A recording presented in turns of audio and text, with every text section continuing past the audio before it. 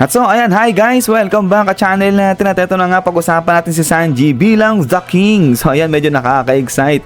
Itong usaping to kasi ang lupit din ang tindi ng info binigay sa atin sa spoiler patungkol nga rito kay Sanji. So, although spoiler pa lang naman yan, pero matindi pa rin ang lupit ng pasabog ni Oda dyan at mukhang matatapos na yung usap-usapan, yung pagkatalo kung etong si Sanji ba ay may conqueror haki o wala. At ayan, ang isa pang katanungan rito ngayon ng One Piece community natin na ano na kaya yung next na mangyayari kay Sanji, kumbaga ano yung next na magiging power up niya. At so ayan, huwag na natin patagalin pa, ay simulan na nga natin yan at simulan muna natin dito sa infong binigay sa atin sa spoiler. So sabi nga dito, Sanji remembers Gaban telling him that he has the qualities of someone with conqueror's haki.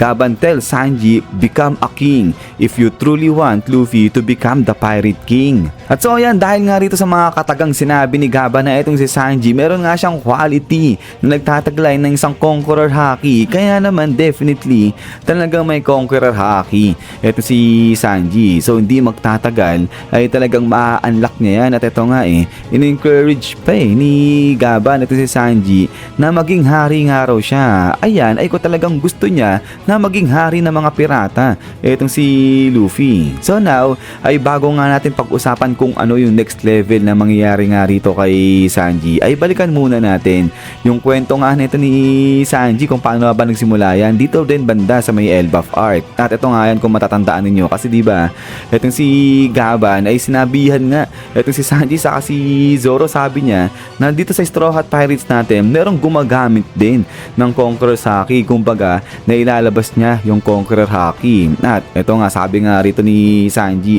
na siya raw ba yun? So ito kinukulit niya lang itong si Gaban dyan. Pero ang sabi nga ni Gaban na hindi siya yung tinutukoy ni Gaban, kung hindi etong si Zoro. So yun, so ito alam naman natin yung recap lang na si Zoro ngayon sinabihan ni Gaban na nagtataglay nga siya ng Conqueror Haki at nagagamit niya na nga yan. At then after nga niya na ito nga parang nayamot ito si Sanji, sabi na nga dyan paano naman daw siya? So yun, so ito medyo hindi nakapagsalita dyan ito si Gaban kasi nga ang kulit ni Sanji. Pero ito nga may sinagot itong si Gaban dito kay Sanji pero hindi na natin nalaman yan. Pero yung iba sa One Piece community natin ay talagang sadyang may lupit sila at sinabi nga rito na importante yung sinagot ni Gaban dyan. So intindi, wala pang sinabi si Gaban pero yung iba nakita na meron ngang importanteng sinabi si Gaban dyan kay Sanji. At ang pinagbasihan dyan ay ito yung mga sinasabi nga parang mga alikabok na to na maliliit. So ito napaka-subtle lang yan.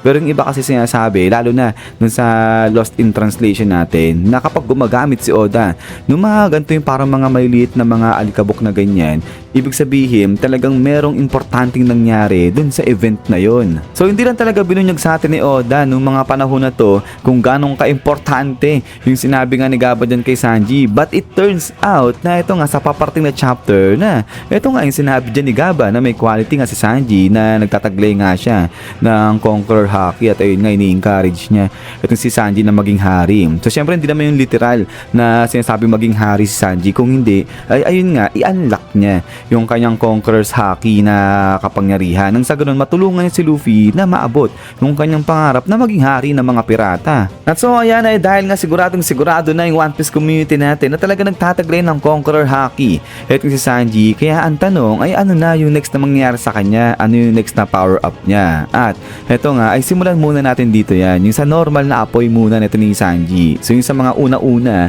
ay di ba nga nakakapaglabas etong si Sanji ng ito yung normal na apoy yung orange pa at ang tawag dyan ay Diablo Jambe. At now nung mag-level up etong si Sanji nung lumakas-lakas siya, etong kanyang normal na apoy ay nagawa niya na nga yan na kulay blue. So yun, so mas napainit pa ni Sanji etong kanyang apoy at ang tawag naman sa technique na yan ay Ifrit Jambe. At eto na nga, dahil nga sinasabi na may Conqueror Haki etong si Sanji, kaya definitely aangat ulit yung level o yung antas ng init ng apoy ni Sanji at ngayon ma-acquire niya na etong itim na apoy naman na tatawagin na Asmodeus Jambe. So now yung iba tinatanong bakit ngayon lang posibleng ma-acquire ni Sanji, magawa niya etong itim na apoy na to, bakit hindi kagad yung pagkatapos ito ng Diablo Jambe niya ito black na apoy kagad yung gawin ni Sanji. So ganito kasi yan, dahil nga sa sobrang init ng itim na apoy na to, kaya kapag yan ginawa agad ni Sanji, hindi yan kakayanin ng kanyang katawan. So pwedeng masunog, pwedeng matusta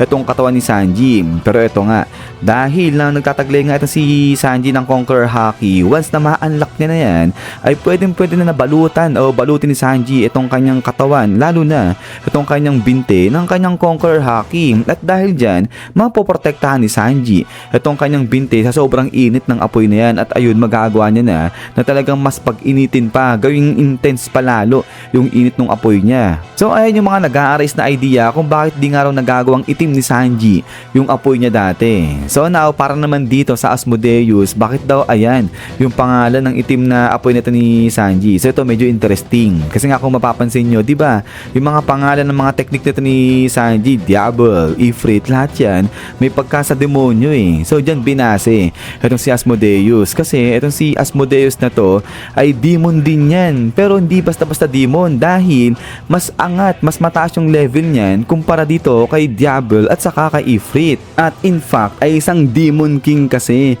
itong si Asmodeus. So kaya yun, talaga mas mataas yung level niya kumpara dyan kay Diablo saka nga kay Ifrit. Pero maliban pa dyan, itong si Asmodeus kasi connected din yan sa love. So pinatay itong si Asmodeus dahil sa pag-ibig. At alam naman natin, itong si Sanji ay connected din yan sa love. So nakikipaglaban siya eh. Dahil nga sa pagmamahal niya, sa pag-ibig niya, lalo na dun sa mga babae. So si Asmodeus ganyan din. Pinatay siya dahil sa kanyang pagmamahal, sa pag-ibig niya sa isang babae. So kaya nga, since na mas mataas ito yung level ni Asmodeus dito nga kay Diablo sa kay Ifrit at talagang connected din yan sa love, kaya talagang bagay na bagay raw yan na ito yung ipangalan sa itim na apoy ni Sanji. At ayun pa, Blackfire ay talagang pasok na pasok yan kay Sanji bilang tinagurian na si Blackleg Sanji. At so kaya pagkatapos niyan is yan. So hanggang dito lang itong short discussion natin, itong maiksing kwentuhan natin patungkol nga rito sa sinasabing next na power up ni Sanji. Pero yun kayo, basta tingin nyo na ito nga ba yung black na apoy, yan na